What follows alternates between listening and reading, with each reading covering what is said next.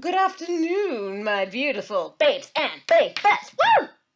I'm your resident active advocate, and I would like to talk to you today about Moana and mental health. I knew that there would be a few angles from which I could approach this movie, racism being among them, because the narrative is actually quite similar to that of Pocahontas. Lindsay Ellis was the first one to point this out. She actually did like a side by side comparison of the two movies, at least in terms of their themes. But Moana is not based on a true story nor a historical or, bastardized historical account of anything that happened in the real world. It is, however, based on the mythologies of a conglomeration and the cultures of a conglomeration of South Pacific Islander cultures. It's not just one thing, okay? And there are a lot of different cultures down there because there are so many different islands down there. Take a look at the map because I need to do this too. It's not the most widely examined part of the world, I don't think. But take the figure of Teka, for example, the fire and earth demoness. In my eyes, she's very clearly based on the goddess Pele, who is the Hawaiian goddess of volcanoes. And that's why she brings destruction wherever she goes. But because Pele, the goddess, had a very volatile nature. But to talk about the movie itself, I would like to talk about Moana and its relationship to different sorts of mental health issues. Foremost of which actually would be anxiety. Anxiety is a common mental illness in our society today. It is often comorbid with depression, almost always comorbid with depression, actually. You see the two of them go together almost as one word, anxiety, depression, right? But in the case of this movie, it is mostly just anxiety getting in people's way. And at the beginning of the movie, at least, this is especially applicable to the father, who lost a friend at sea when they were both in their youth. And because of this, the father is the chief of the island. He has made the mandate that no one is to go beyond the reef that surrounds their island, because outside of the reef you get choppier water, you get heavier storms, so on and so forth, because you're further away from the land. Makes sense, right? But primarily his fear is of losing other people to the sea, which he views as a kind of enemy to his people, even though it's also their source of food, therefore of income, therefore of life. And this is all in pre-colonial times, by the way, so they don't have to worry. It doesn't seem like they have to worry very much about trade with other nations, but by the time this movie takes place in the narrative of the story, voyaging beyond a certain point was outlawed by the ancient chiefs of this island called Motunui. It doesn't exist in the real world, but as I say, is a conglomeration of South Pacific Islander cultures. So the ancient chiefs of their island were themselves anxious about what could happen beyond the reef, but the people originally did not stay within the reef. What happens in this movie, though, is that the mother goddess, and let me point out here that quite a few pre-colonial indigenous nations were matriarchal, okay, not patriarchal. So you see a lot of goddess figures in this movie. The people with all the power seem to be the women, not the men. Matriarchy is just patriarchy flipped, basically. It's the rule of the woman, not the rule of the man. But you see in this movie that the mother goddess who gave life to the islands has the source of her power, which is this little jewel inside her heart, taken from her. And because her heart has been taken, she no longer has the power to produce life, but instead, major spoiler, turns into the volcanic demon that you see later in the movie. She turns into Teka. Her real name is Tefiti, and she pursues the jewel that is her heart in order to put it back inside of herself because she's lost her true identity. She's lost her true sense of self. And I think that this also speaks to an aspect of mental health that I discussed in the Inside Out video. If one is not in touch with their heart, they might have problems with their mental health. In other words, if one is not properly in touch with the scope of their emotions, they might have problems with their mental health. In Teka's case, she turns into a very angry entity and tries to kill anyone who gets in the way between her and the pursuit of her heart. And Maui, who I haven't talked about yet. I'm probably going to be all over the map with characters here. But Maui is one of the demigods, the heroes who pursues the heart, but he does it for the sake of giving the life granting power and potential to human beings. I'm not going to go into Maui's story quite yet. Let's stay on the island first. At the beginning of the movie, you always see the father telling Moana specifically, because the rest of his people have kind of gotten the point by this point, telling Moana specifically, no one goes beyond the reef. And a major part of Moana's character is that she is adventurous. She does not have the same anxiety about the sea or about her limits as her father has about them, because she never lost anyone to the sea. So her father's anxieties are well founded and understandable. But when your anxiety starts holding other people back, that can be a hindrance to your relationship with them. I'm not saying that any manifestation of any mental illness is wrong as such. Okay, the father has good reasons for what he is doing. In his mind, he's rationalizing what he is doing, and I think his rationale for it is actually very reasonable. He doesn't want to lose anyone else that he loves, and he believes that if he can keep them safe and shut up on the island, that no one else he loves will ever have to leave him. That's not true. You see fairly early on in the movie, spoiler, that the grandmother dies, so that would be the father's mother. And you don't have very long to sit with that because by that point, Moana already has the heart of Te Fiti in her hand. You know, she's been given the jewel by the sea because the ocean spirit or the ocean god or goddess, I'm not even sure, the ocean is a personified entity in this movie, chose her to be the one to deliver the heart back to Te Fiti, to find Teka and give her back the heart. So Moana goes off on her quest in pursuit of the island of Te Fiti, okay? She believes that Te Fiti is an island and that she needs to bring the heart there. Te Fiti can be an island. The whole aspect of the lore that this is based on is that in the South Pacific, I'm not sure where, there is an island that is, to the mind of the observer, shaped like a woman laying on her side in the water. And I'm not entirely certain, actually, I'm not certain at all, I would have to look this up.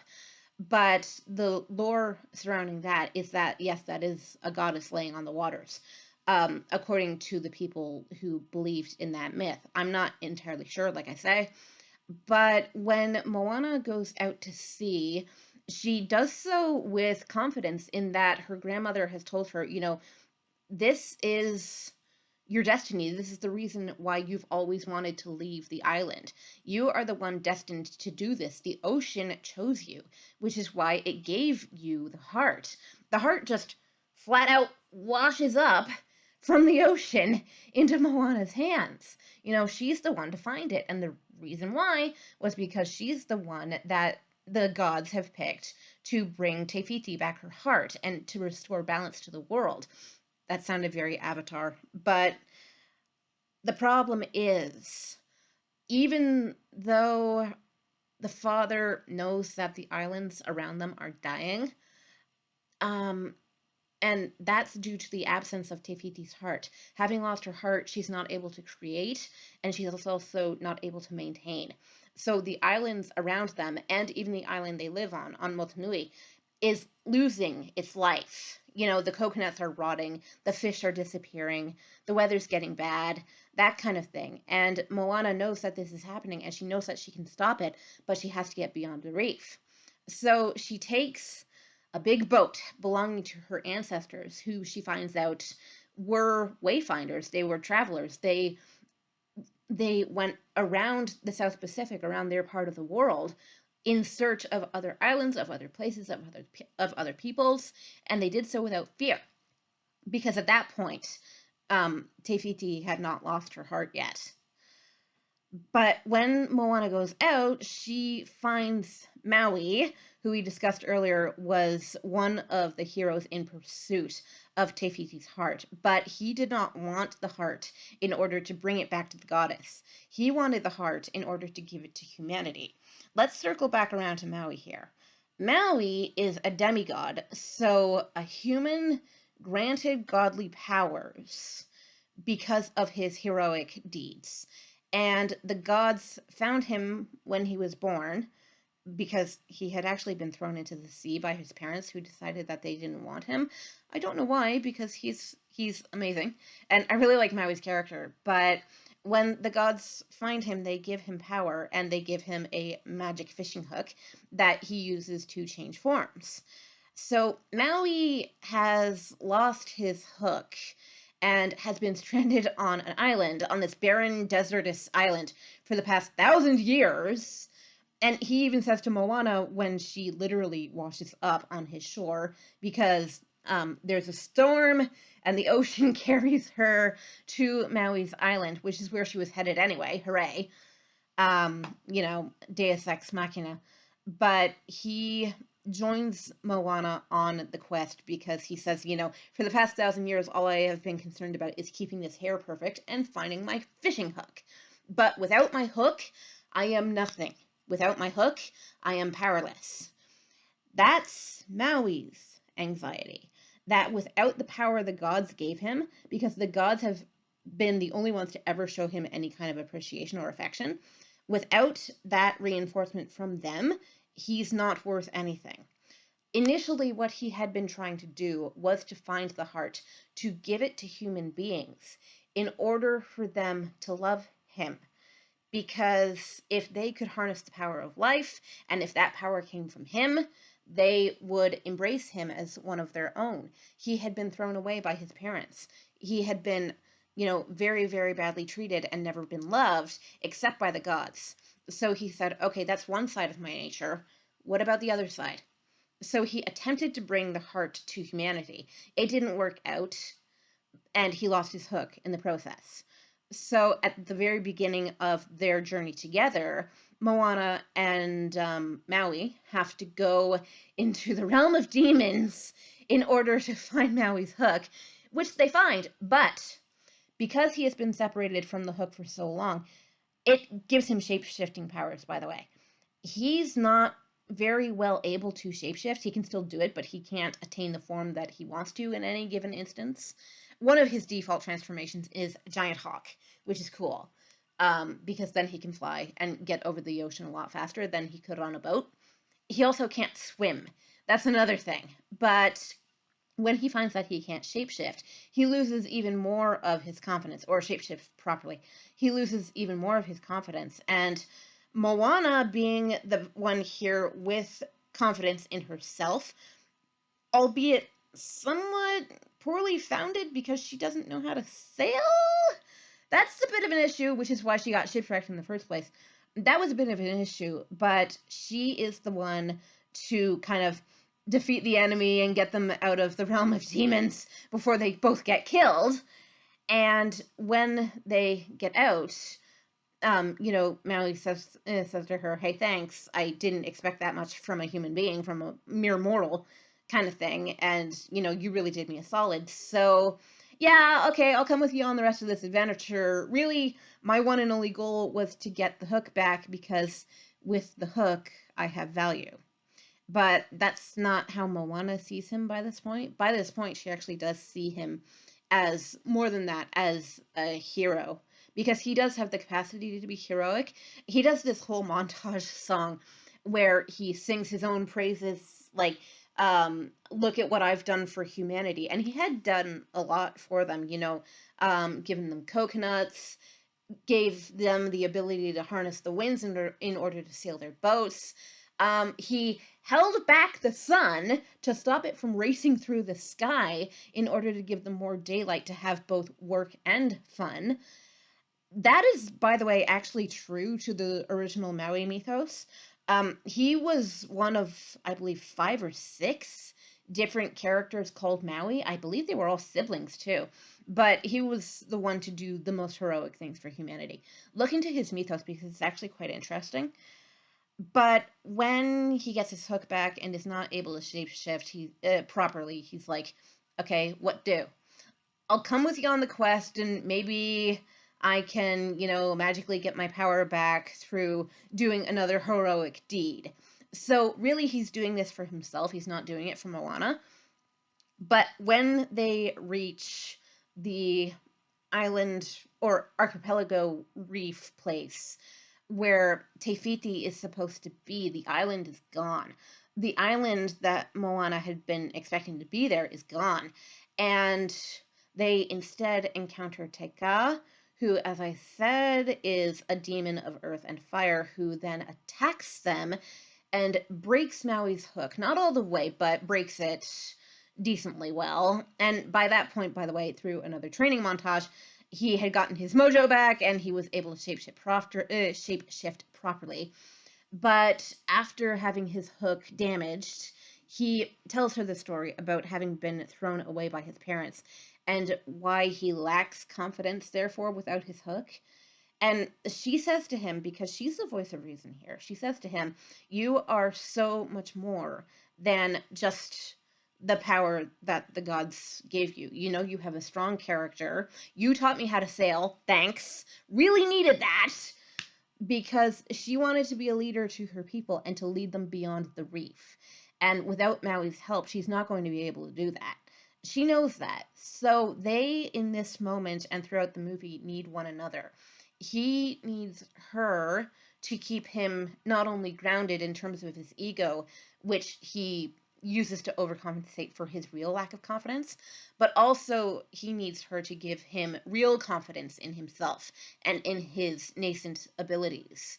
He's not nothing without his hook, but he doesn't know that yet. So when they do go back, they are once again attacked by Te Ka, but Moana realizes that Te Ka is not evil. She's not a true enemy. She's hurting just like Maui was without her heart. And she realizes, by the way, just by glimpsing this little spiral pattern on her chest, which matches the spiral on the gem, that, oh my gosh, that is Te Fiti. That's why the island was missing, because it turned into a giant fire monster and started rampaging around the seas. But she shows compassion to Te Fiti and manages to give her back her heart. And she turns back into her proper self, into the form of the goddess that the people need at that point, because her transformation back into her true self facilitates the giving of life throughout all the islands, not just Motunui, not just the little archipelago where they're situated at that point. And Te Fiti is also able to restore Maui's hook, or to give him a brand new one. And he realizes that by this point that he is more than just what his hook makes him. He is a hero. He introduced himself to Moana as hero to all, and he believed at that time that that was because of the hook.